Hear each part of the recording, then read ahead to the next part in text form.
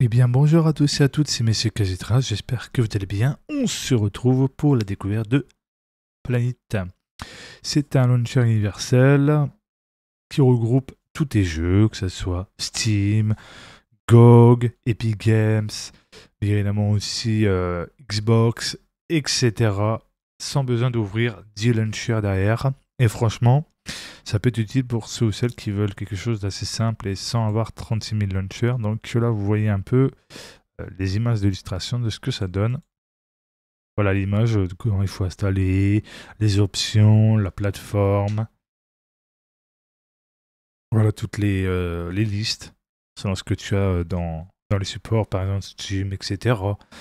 Et l'avantage, ça regroupe tout dans un seul launcher. C'est open source et totalement gratuit. Donc là, tu vois ce qui n'est pas installé, ce qui est installé, plateforme, etc. Franchement, ça a l'air intéressant. Faut voir ce que ça donne. Et puis, surtout dans un contexte que pour ceux qui veulent un côté minimaliste et pas avoir 36 000 launchers, ça peut être bon alternatif et universel. Après, il faut voir vraiment si ça plaît à tout le monde et si vraiment vous voulez quelque chose orienté plus open source et moins d'onglets d'ouvert ou de launcher ouvert et au moins ça permet d'économiser sur la RAM.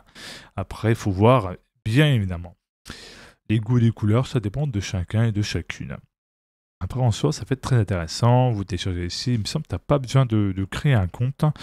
Il y a le lien il y a les add-ons, il y a Discord, il y a GitHub et le manuel. Donc, sur leur site, au cas où, si tu as besoin de quoi que ce soit. Et en soi, franchement, ça peut être intéressant. C'est à voir et à vérifier. Et pour celles ou ceux qui utilisent ce launcher alternatif, n'hésitez pas à partager bien évidemment votre ressenti. C'est toujours intéressant de voir.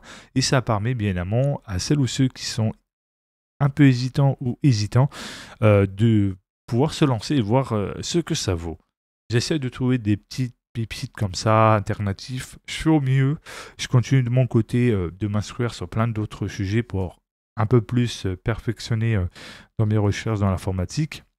Et puis ça permet de vous partager vraiment quelque chose d'intéressant et de viable et surtout de stable sans aucun souci informatique derrière. Et aussi, ben, je continue, comme je dis, l'optimisation. Donc je pense qu'on a bien fait pas mal en termes d'optimisation. Peut-être par la suite, il y aura peut-être des petites news, etc. Concernant Zen Browser, il n'y a pas encore de nouvelles pour le DRM pour avoir accès à Netflix, etc. Mais je pense que au fur et à mesure, je pense qu'on aura une sacrée surprise avec le droit de pouvoir regarder tous les séries Netflix, ce qu'on veut utiliser comme service fonctionnel sur le navigateur. Pour l'instant, Zen Browser, les développeurs travaillent d'arrache-pied pour proposer un navigateur stable et agréable, et surtout qui plaît à beaucoup d'utilisateurs et d'utilisatrices qui, bien amont, pourraient vraiment utiliser que ce navigateur-là, qui est sous le moteur Gecko de tout simplement Mozilla Firefox. Et en plus, personnalisable, c'est intéressant. En tout cas, prenez soin de vous, c'était Monsieur Kazitra. N'oubliez pas de vous abonner, de mettre un pouce bleu, d'activer la cloche de notification et de partager. Ciao, bye bye.